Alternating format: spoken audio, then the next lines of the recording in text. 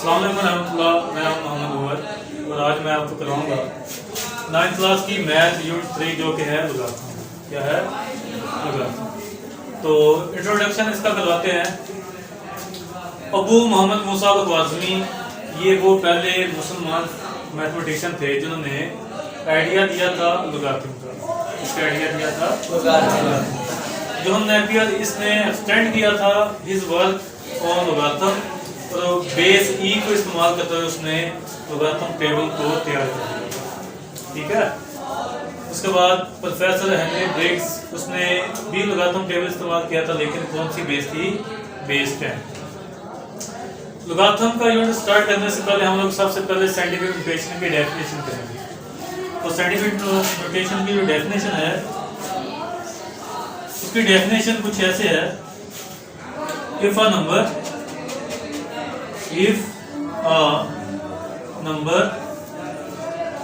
written in the form of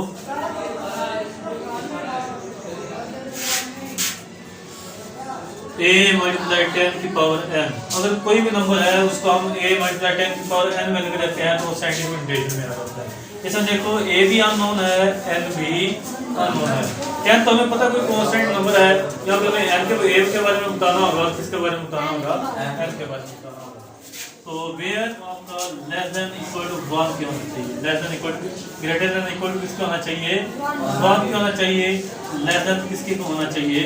10। a की value को हमें पता चल गया, जो a है वो 1 के इक्वल हो सकता है या 1 से ज्यादा हो सकता है, लेकिन लेस देन किससे होना चाहिए? 10 से होना चाहिए।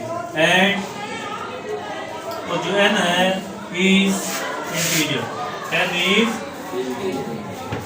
और जो n होते हैं वो आपके पास इंटीजर होते हैं। और पता है इंटीजर क्या होता है? इंटीजर को हम g से रिप्रेजेंट करते हैं। किससे रिप्रेजेंट करते हैं?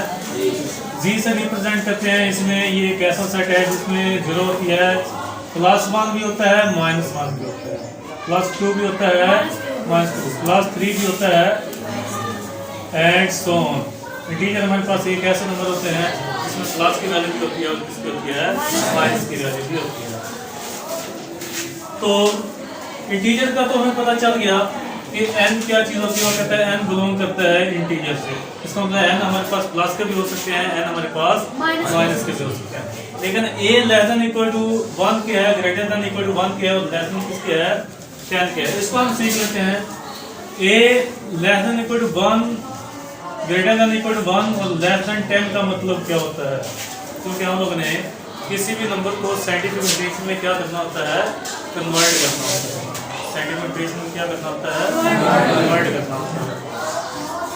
तो अगर हम a को सीखें, a ग्रेटर देन 1 के इक्वल ये है कि a 1 से शुरू होगा। 1 2 3 4 5 6 7 8 9 और 10 इसके अंदर शामिल नहीं होगा। लेकिन a ग्रेटर देन 1 का मतलब ये भी है कि 1.1 हो सकता है, 1.2 हो सकता है, चलते चलते चलते and so on 9.1 9.2 so on 9.8 और 9.9। ये 10 के इक्वल कभी भी नहीं आएगा। लेसन का मतलब ये है कि 10 के इक्वल नहीं आएगा, लेकिन 10 के करीब होगा। तो अगर हम a को मजीद सिंप्लीफाई करके देखें तो पॉइंट से पहले हमें एक नंबर चाहिए। पॉइंट से पहले कितने नंबर चाहिए? एक। ये देखो, जिसका पॉइंट नहीं होता उसका पॉइंट हमेशा एंड पे होता है। जिसका पॉइंट नहीं होता उसका पॉइंट कहाँ पे होता है? अगर कोई नंबर यहाँ पे लिखा हुआ है 100, इसका अगर पॉइंट आगे नहीं लिखा हुआ तो इसका पॉइंट कहाँ पे होगा? एंड पे होगा।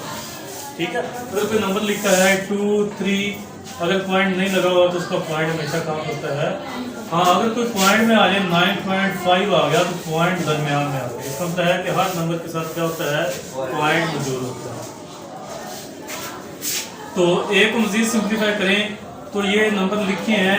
पॉइंट से पहले हमें एक डिजिट चाहिए। पॉइंट से पहले हमें कितने चाहिए? 1.2 है ना, तो पॉइंट से पहले कितने डिजिट हैं? 1। चलते हम 9.1 की तरफ जाएं तो पॉइंट से पहले कितने डिजिट हैं? 9.2 से पहले क्या? पॉइंट से पहले एक डिजिट है। ताकि 9.9 की तरफ जाएं तो पॉइंट से पहले कितने डिजिट हैं? एक डिजिट है। इसका मतलब है किसी भी नंबर को अगर हम साइंटिफिक नोटेशन में कन्वर्ट करना चाहते हैं तो पॉइंट से पहले हमें कितने नंबर चाहिए? क्योंकि वो कहता है कोई भी नंबर को अगर आप साइंटिफिक नोटेशन में लिखते हो वो लिखा जाएगा a मल्टीप्लाई 10 की पावर क्या है n, और a उसने कंडीशन दे दी ग्रेटर देन इक्वल टू 1 क्या है, और a का मतलब ये है कि a यहाँ पे जो a लिखा हुआ है वो ग्रेटर देन इक्वल टू 1 क्या है, लेकिन लेस देन क्या है 10 क्या है। तो हमने साइंटिफिक नोटेशन में लिखना है, तो a को हमने मज़ीद सिंपलीफाई किया तो हमें पता चला कि पॉइंट से पहले हमें एक नंबर चाहिए। आप एक नंबर लेते हो तो हमेशा वो 10 से लेस होगा, और 1 के इक्वल अगर 1 से कम जाते हो तो 0.9 आता है। कितना आता है? देखो पॉइंट से पहले हमें एक डिजिट चाहिए था जो कि 0 ना हो, अगर हम 0.9 लेते हैं तो वहाँ पे तो 0 आ जाता है, लेकिन हमें वहाँ पे क्या चाहिए, एक डिजिट चाहिए जो कि नॉन जीरो होना चाहिए। क्या होना चाहिए? फॉर एग्जाम्पल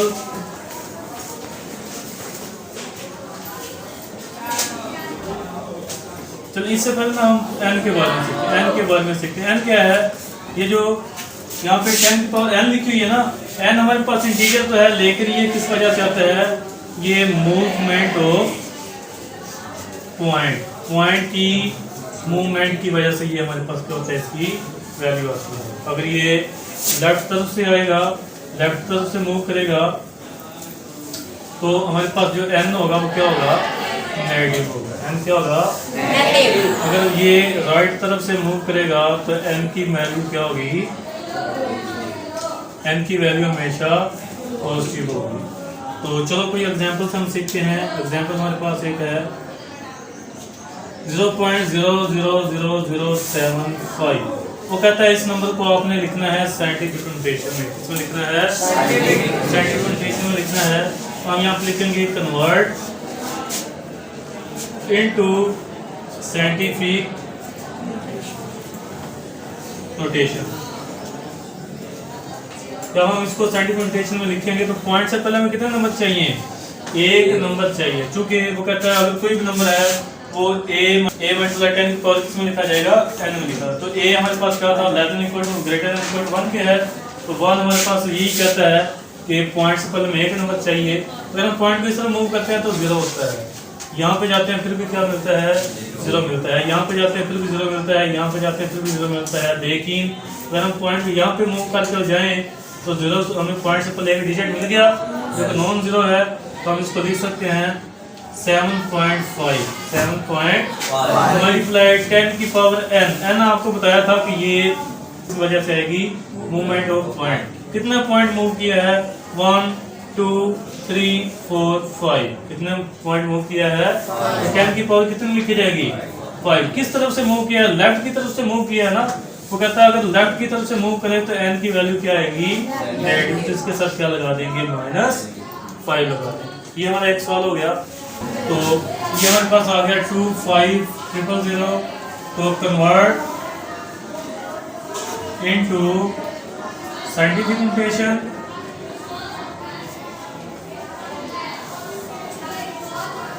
तो क्या करेंगे, पॉइंट से पहले हमें एक नंबर चाहिए। जिसका पॉइंट नहीं होता उसका पॉइंट कहाँ पे लगा होता है, एंड पे लगा होता है। जिसका पॉइंट नहीं होता उसका पॉइंट कहाँ पे लगा होता है, एंड पे लगा होता है।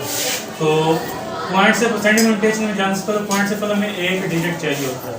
तो पॉइंट का डिजिट यहाँ पे मौजूद है, तो देखो कितने मूव होगा, 1 2 3 4।